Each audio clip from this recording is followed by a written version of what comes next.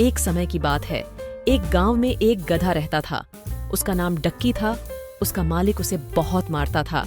वह आलसी था और अब काम नहीं करना चाहता था।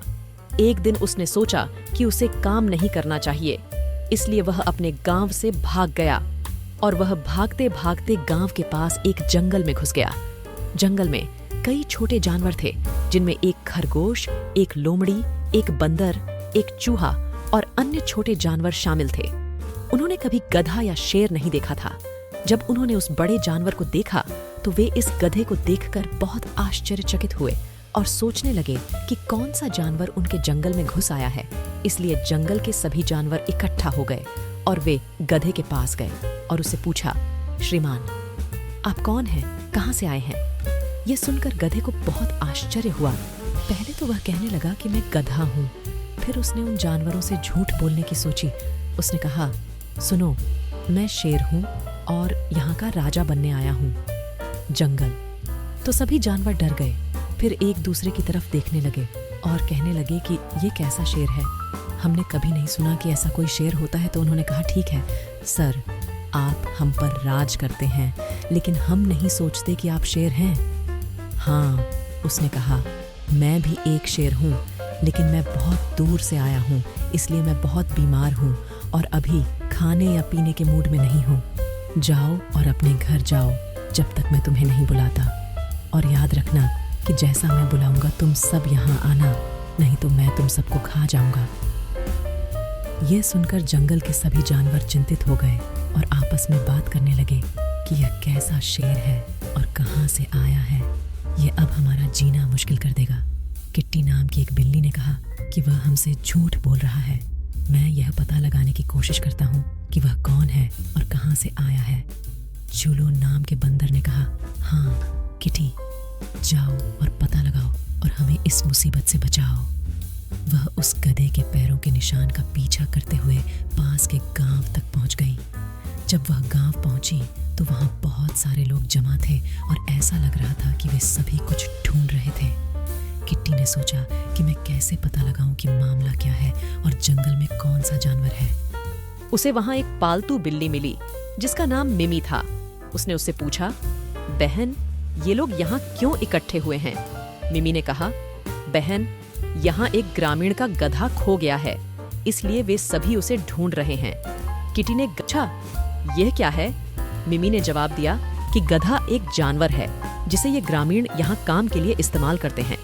किटी ने पूछा कि गधा कैसा दिखता है? मिमी ने कहा कि मैंने यह नहीं देखा कि यह किस रंग का था, लेकिन मैं आपको बता सकती हूँ कि गधा कैसा दिखता है। तो किट्टी ने कहा, जरूर, मुझे बताओ। मिमी ने कहा, यह गधा एक जानवर है। वह घास खाता है और जब बोलता है तो उसकी आवाज बहुत दर्दनाक होती है। इसे कान में दर्द होता है। और तीसरा, गधा छड़ी देखकर डरता है क्योंकि उसे हमेशा छड़ी से पीटा जाता है। इसके बाद किटी ने मिमी को धन्यवाद दिया और गधे की इन बातों और संकेतों को नोट करके अपने गांव चली गई। वहां उसने अपनी सहेलियों रूबी को एक खरगोश और एक झूलो बताया।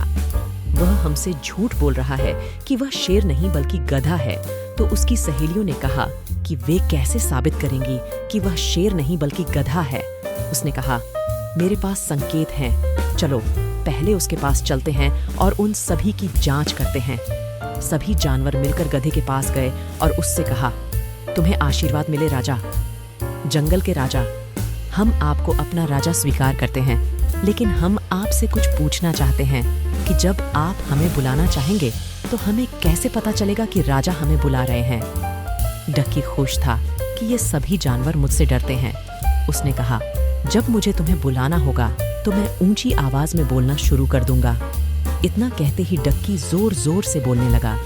इस अजीब आवाज को सुनकर सभी जानवर समझ गए कि ये वही आवाज है जो मिमी ने कहा था। शेर उस तरह नहीं बोलता है। किटी ने पूछा, सर, आप क्या खाना पसंद करते हैं? क्या आप मछली खाना पसंद करेंगे या आप एक पक्षी खाना पसंद करेंगे या आप कोई अन्य जानवर खाना पसंद करेंगे? डक्की ने उत्तर दिया कि मेरा गला खराब है, इसलिए मैं इन दिनों केवल घास खा रहा हूँ। इसलिए जब भी मुझे भूख लगेगी आप मेरे लिए कुछ अच्छी ताज़ी हरी घास लाएंगे। झूलो, रूबी और किटी को विश्वास होने लगा कि यह शेर नहीं है, ये एक गधा है जो गांव से भाग गया है। फिर किटी ने झूलो की ओर इशारा किया, जो पहले से ही जंगल में कहीं से एक छड़ी लाया था और उसे छुपा रहा था। जैसे ही झूलो ने किटी का इशारा देखा, उसने छड़ी उठाई और कूदकर डक्की के सामने खड़ा हो गया। जैसे ही डक्की ने छड़ी देखी, वह डर गया और वह अपने गांव की ओर भाग गया।